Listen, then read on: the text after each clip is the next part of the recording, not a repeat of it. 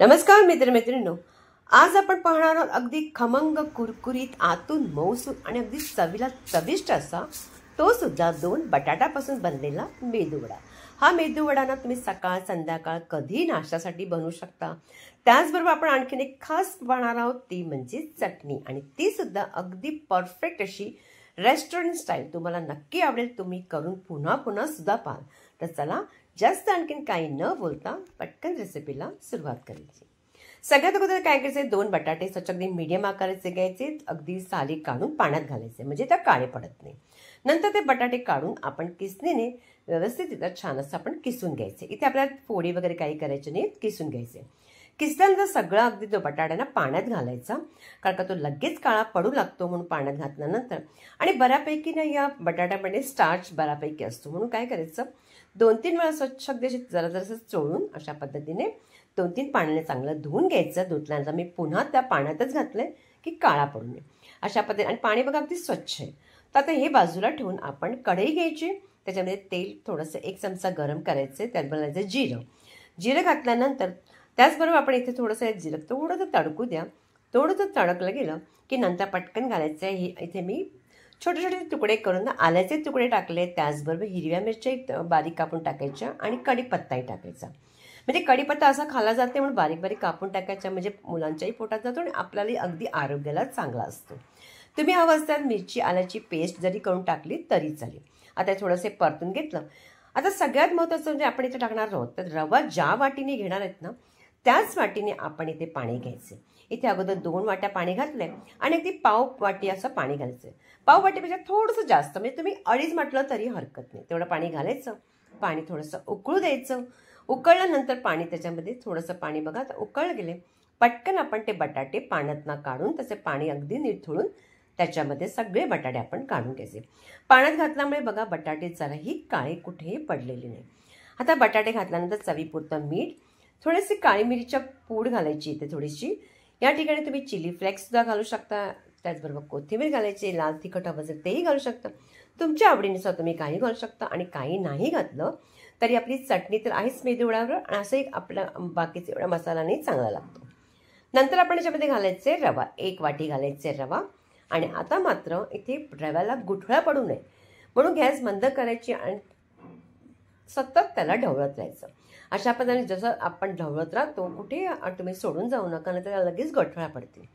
अशा पद्धतीने झाल्यानंतर बघा पूर्णपणे हा रवा अगदीच जवळ आलाय, मिश्रण अगदी परफेक्ट झालंय। जास्त अगदी आपण त्याला सुकवायचं नाही, झाकून त्याला 2-3 मिनिटासाठी असं ठेवून द्या।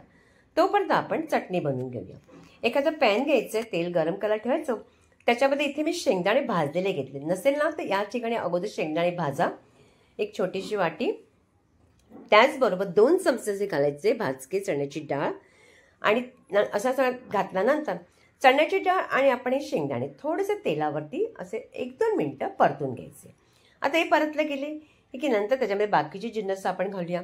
सगळ्यात अगोदर घालायचे थोडीशी कढीपत्त्याची पानं घालायची, हिरव्या मिरच्या, तिखट मी ते 2च घातले, तुम्ही हवं असेल तर जास्त घालू शकता। आल्याचा तुकडा, थोडासा चिंचेचा तुकडा घालायचे। त्याचबरोबर अगदी छोटी वाटी खोबरं घालायचे, अगदी ओलं खोबरं खवलेलं, जास्त प्रमाणात खोबरं मात्र घालायचं नाही, थोड्या प्रमाणात घालायचं। छोटीशी वाटी असेल ना ते घालायचं। मेजरिंग कपच्या हिशोबाने म्हणाल तर 1/4 कप असं मी घातलंय। आणि अशा पद्धतीने थोडंसं खोबरं परतायचं।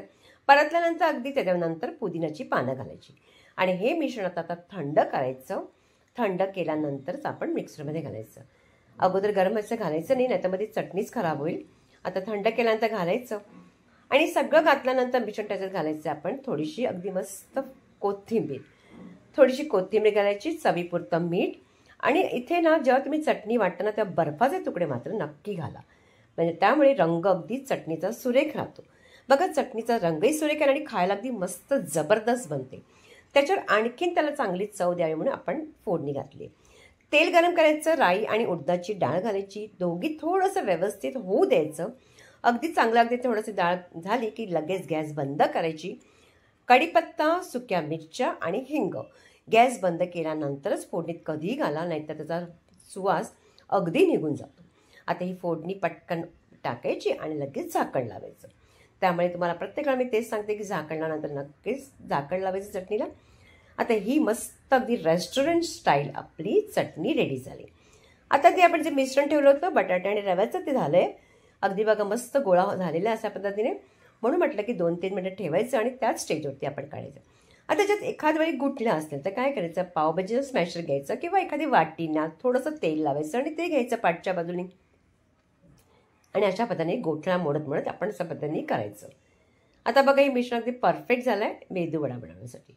तर आता काय करायचं, हाताला थोडंसं तेल लावून घ्यायचं अगोदर. हाताला थोडंसं तेल लावा, एखादा गोळा एखादा पिठाचा गोळा अशा पद्धतीने घ्यायचा, जितका लहान मोठा करायचा आहे आणि व्यवस्थित त्याला आकार देत अगदी चांगला गोल असा करायचा, अगदी छान असा करायचा. केल्यानंतर ह्याला आपल्याला मधोमध अगदी मेदूवडासारखं आपल्याला भोग करावं लागेल. म्हणून काय करायचं, बोटनं तेलात घालायचं आणि नंतर आपण त्याला अगदी भोग करायचं. म्हणजे ते व्यवस्थित होतं, अगदी चिटकत वगैरे आपल्याला रवा चिटकणार नाही रवा. उलट्या बाजूने पण आपण व्यवस्थित त्याला असं अशा पद्धतीने करायचं. बघा हा मेदूवडा बघा अगदी मस्त व्यवस्थित झालेला आहे. अशाच पद्धतीने आपण बाकीचे सगळे करून घ्यायचे आणि पटकन तळायला सुरुवात करायची. कढईमध्ये तेल चांगलं अगदी बऱ्यापैकी अगदी गरम करायचं, थंड तेलात टाकायचं आणि अगदी चांगलं गरम करायचं आणि अगदी मीडियम याच्यावरती ना अगदी सगळे मेदूवडे आहेत त्याच्यात मेदूवडे आपण टाकायचे जितके मावेल तितके. आणि हे जेव्हा तुम्ही टाकता तेव्हा बऱ्यापैकी तेलाला फेस येतो. तर आपण इथे जराही हात त्याला लावायचा नाही, नाही तर ते तुटू शकतात, फाटू शकतात. अगदी 2 मिनिटांनंतर त्याला उलट करायचं. जेव्हा काय होतं, फेस जेव्हा कमी येतो ना तेव्हा तुम्हाला कळेल, त्याच वेळी तुम्ही त्याला उलट करायचं. अशा पद्धतीने केल्यानंतर पुन्हा त्याला वेळ द्यायचा, चांगलं अगदी त्याला भाजू द्यायचं, व्यवस्थित तळू द्यायचं. म्हणजे चांगले मेदूवडे बघा तळले गेले, तेलाचं बघा टेम्परेचर कमी झालं आहे, कळतच आहे. म्हणजे समजतं की आपल्याला ह्या मेदूवडे चांगले अगदी तळले गेले. पटकन आपण ह्याला काढून घेऊया. बघा आपले मस्त असे मेदूवडे अगदी छान असे मस्त झालेत, कुठेही आपले फाटले गेले नाही आणि व्यवस्थित अगदी बऱ्यापैकी झालेत.